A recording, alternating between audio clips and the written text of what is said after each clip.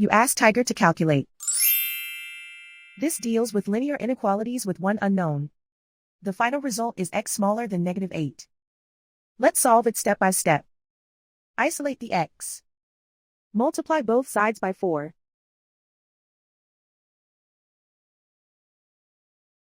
Group like terms.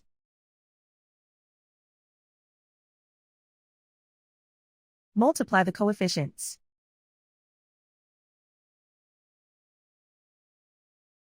Simplify the fraction.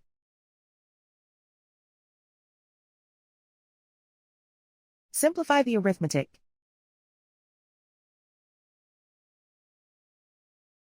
Plot the solution on a coordinate grid. And so the final result is x smaller than -8.